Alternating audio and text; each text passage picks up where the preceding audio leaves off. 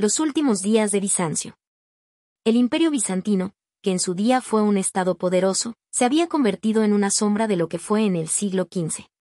Solo quedaban recuerdos de la antigua grandeza de Roma, que Constantino el Grande había trasladado a una nueva ciudad a orillas del Bósforo.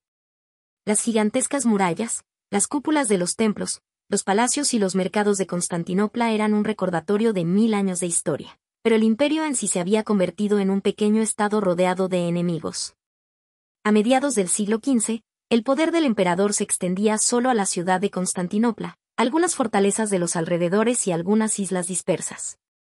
Incluso el Peloponeso, donde los gobernadores bizantinos aún ejercían su dominio, se veía gradualmente amenazado. Sin embargo, Constantinopla seguía siendo un símbolo. Para Oriente, era una ciudad rica y de importancia estratégica. Para Occidente, era un bastión sagrado del cristianismo. Sus murallas, construidas bajo el emperador Teodosio en el siglo V, se consideraban impenetrables. Los enemigos se acercaron a ellas muchas veces, pero siempre se retiraron.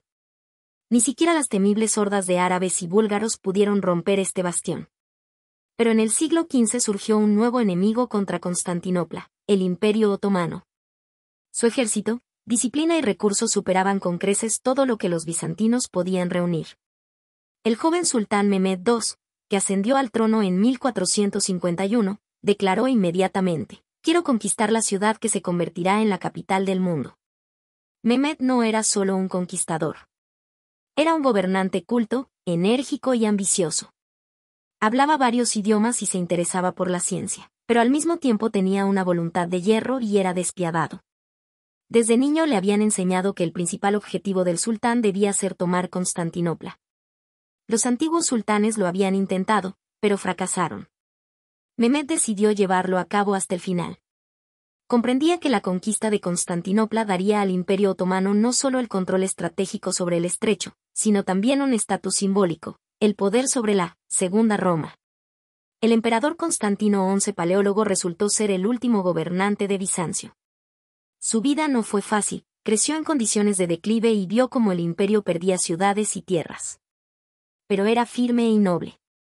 Cuando el destino lo puso en el trono, comprendió que su reinado podría ser el último. El emperador trató de encontrar aliados. Recurrió al Papa, a los venecianos y a los genoveses.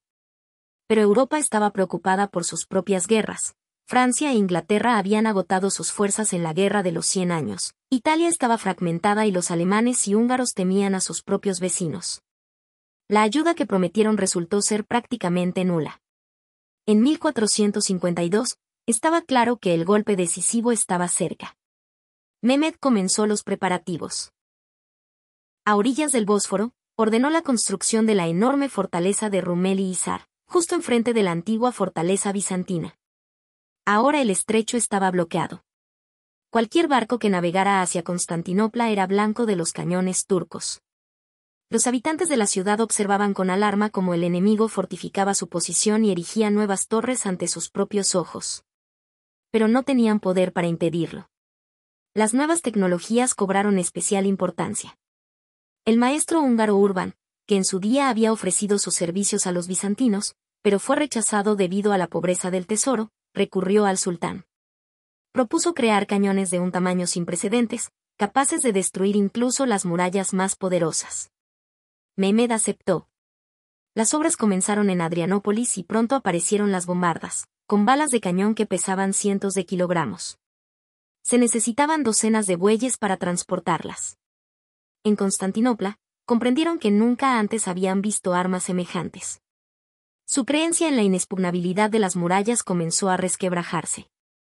En la primavera de 1453, el ejército otomano marchó sobre la ciudad. Los contemporáneos escribieron que eran entre 100.000 y 150.000 soldados, aunque los historiadores discuten las cifras. Pero incluso si el ejército era más pequeño, su poder era impresionante. Janitzares, infantería de élite, sipáis, caballería, artillería y un enorme tren de suministros. El sultán dirigió personalmente la campaña. En Constantinopla se les oponían unos 7.000 defensores. La mitad de ellos eran residentes de la ciudad, monjes y ciudadanos comunes. El resto eran aliados. El comandante genovés Giustiniani Longo desempeñó un papel especial. Llegó con un destacamento de soldados experimentados y se encargó de defender las secciones más peligrosas de la muralla. Su presencia inspiró esperanza, los soldados sabían que era experimentado y valiente. En abril, el ejército de Mehmed rodeó la ciudad. Comenzó el asedio, que se convirtió en el último acto del imperio milenario. Todos los días rugían los cañones. Las balas de cañón sacudían la tierra, se estrellaban contra la piedra y dejaban huecos. Los bizantinos se apresuraban a taparlos con sacos de tierra, troncos y cualquier otra cosa que pudieran encontrar.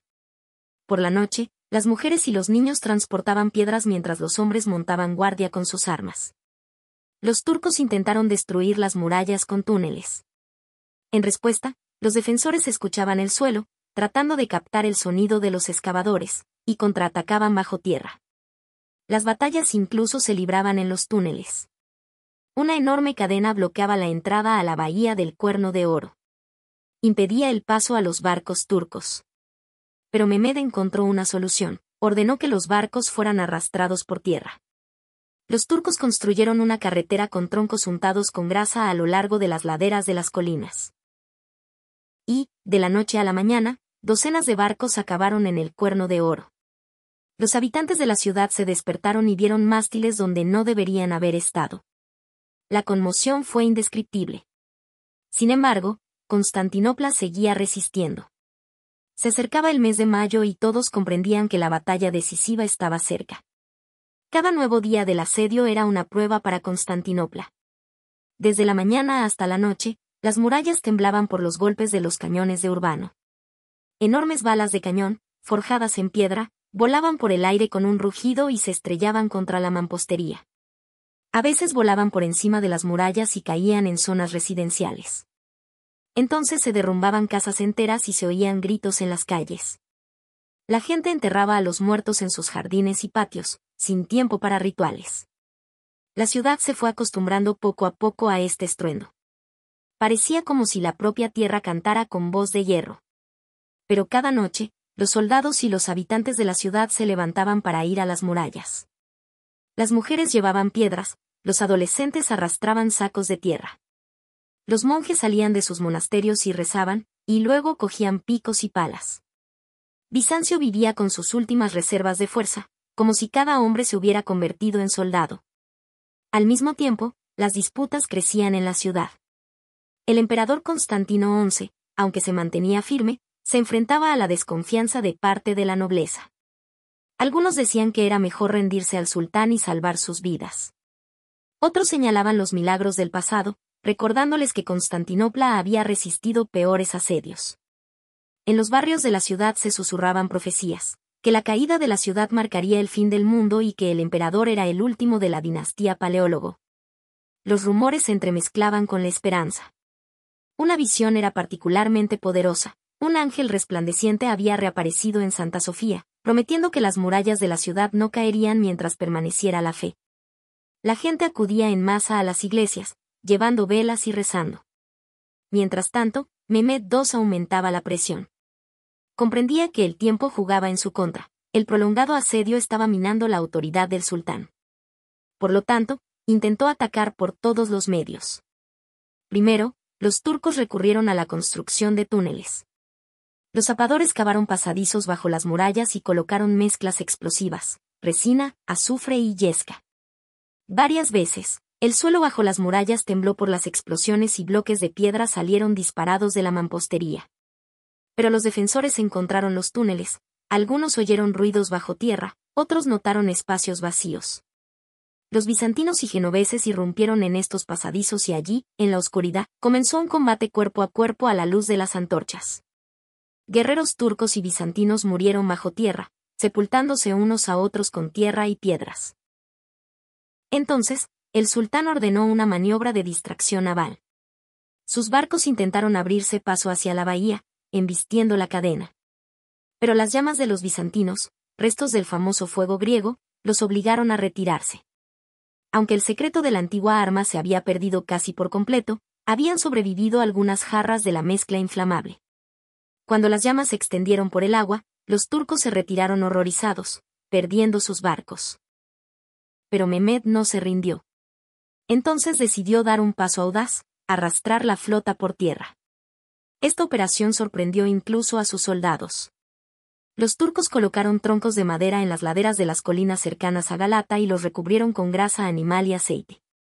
Durante la noche, decenas de barcos fueron arrastrados por tierra, pasando por las murallas, y lanzados directamente al Cuerno de Oro. Al amanecer, los bizantinos se despertaron y vieron algo increíble. Donde ayer no había mástiles, ahora había docenas de barcos. Las galeras otomanas aparecieron en la bahía, detrás de la cadena que se consideraba infranqueable. La ciudad temblaba de desesperación. La vida en la Constantinopla sitiada se hacía cada vez más difícil. Las reservas de alimentos se estaban agotando. Los pescadores ya no podían salir a la bahía y los molinos no funcionaban. La gente comía frijoles secos, restos de grano e incluso huesos molidos para satisfacer de alguna manera su hambre. Al mismo tiempo, se mantenía el orden. El emperador caminaba por las calles sin guardias, hablando con los ciudadanos y animándolos. Todos somos ciudadanos de una misma ciudad y juntos la defenderemos, decía. Su imagen reforzaba la moral. Incluso aquellos que tenían dudas comenzaron a creer que, mientras el emperador permaneciera con ellos, la ciudad resistiría. Giustiniani Longo desempeñó un papel especial. El comandante genovés no solo dirigía las tropas, sino que también salía a las murallas bajo el fuego de las balas de cañón y las flechas. Su armadura brillaba y la gente decía, mientras él siga vivo, las murallas no caerán. Organizó la reparación de las brechas, construyó barricadas adicionales e instruyó a los jóvenes guerreros. Los turcos sufrieron pérdidas. Cada día, decenas o incluso cientos de soldados otomanos morían en las murallas. Pero eran demasiados y sus filas se reponían rápidamente. Para los bizantinos, sin embargo, cada pérdida era irreparable. El sultán comprendió que el asedio no podía prolongarse.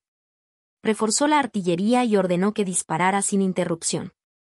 El rugido de los cañones no cesaba ni de día ni de noche.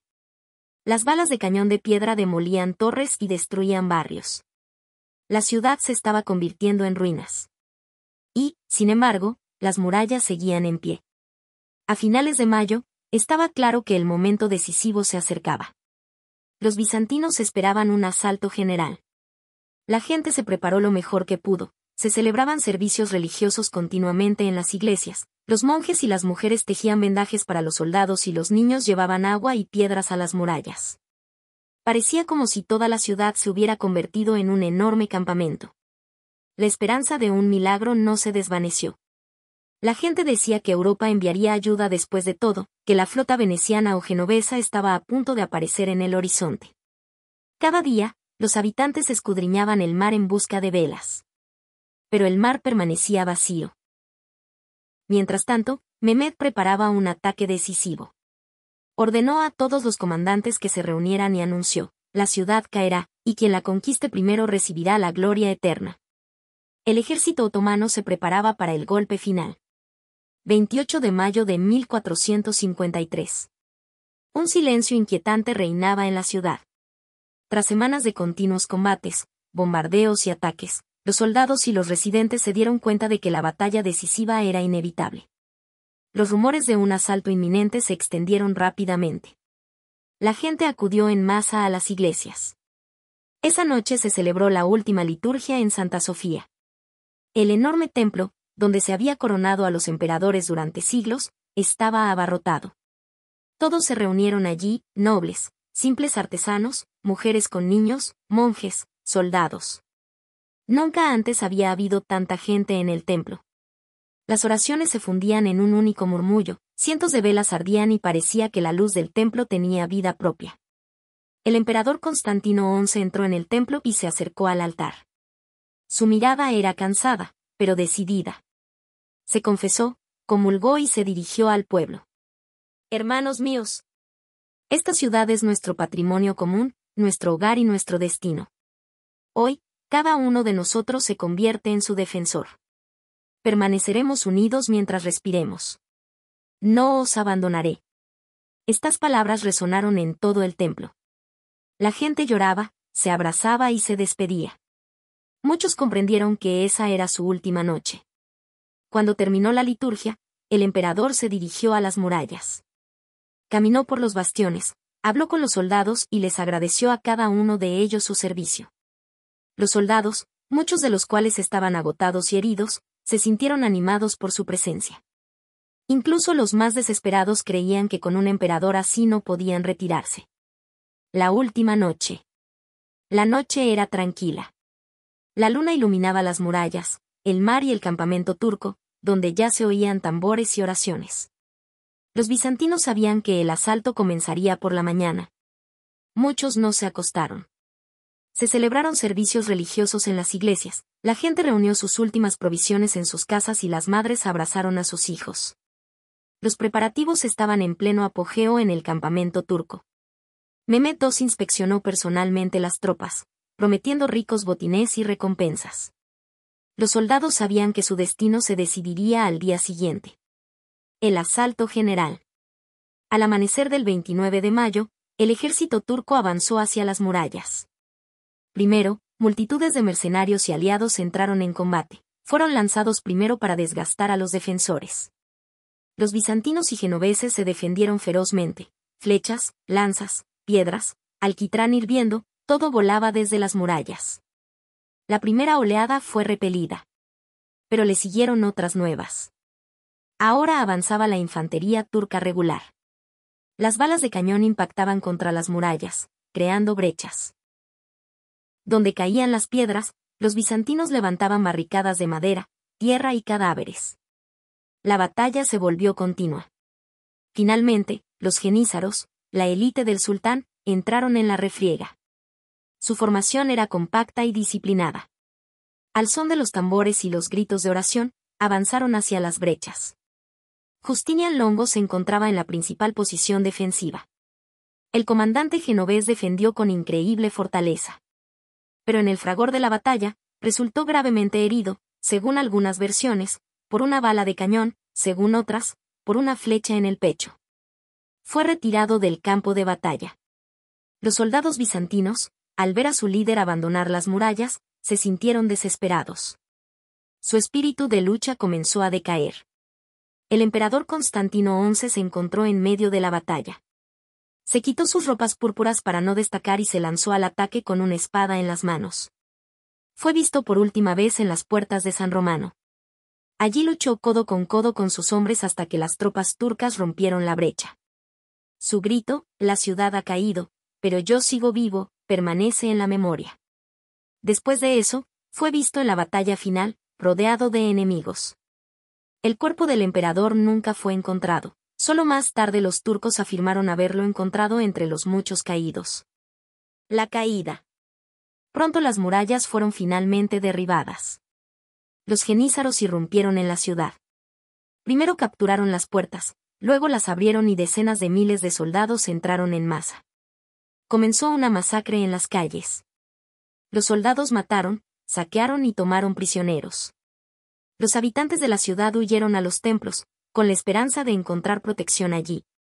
Miles de personas llenaron Santa Sofía. Pero cuando los genízaros irrumpieron en el templo, se perdió toda esperanza. La gente fue llevada a la esclavitud, los objetos sagrados fueron saqueados y el altar fue profanado. Al mediodía, la resistencia se había quebrado. Las banderas verdes del sultán ondeaban sobre la ciudad. Constantinopla había caído. El triunfo de Mehmed. Mehmed II entró en la ciudad a caballo. Ordenó que se pusiera fin a la matanza y al saqueo, aunque la destrucción ya era enorme. Al acercarse a Santa Sofía, subió al púlpito y rezó una oración. No hay más Dios que Alá, y Mahoma es su profeta. Así, la iglesia principal de Bizancio se convirtió en mezquita. El sultán ordenó que se enterrara a los caídos y se conservaran las murallas. Comprendía que Constantinopla era ahora su capital. La ciudad pasó a llamarse Estambul y se convirtió en el corazón del Imperio Otomano. Consecuencias.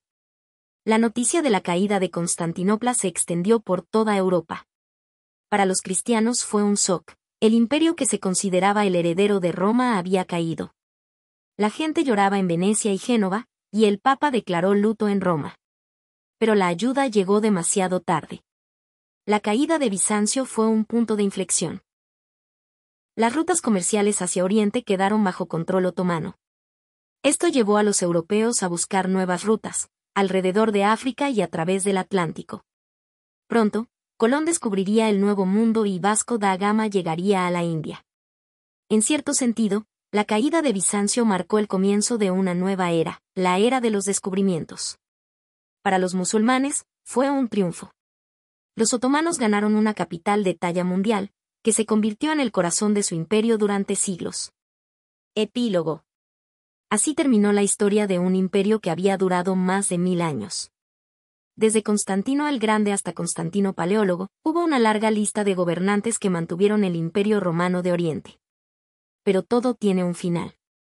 Constantino XI es recordado como el último emperador que murió en las murallas de su ciudad.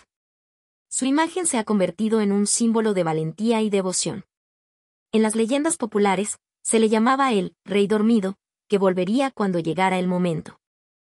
Y la ciudad misma, ahora conocida como Estambul, aún conserva vestigios de su pasado. Dentro de sus murallas, en las cúpulas de Santa Sofía, en las estrechas calles, se pueden escuchar los ecos de esa última batalla, la batalla que puso fin a los 1000 años de historia del Imperio Bizantino.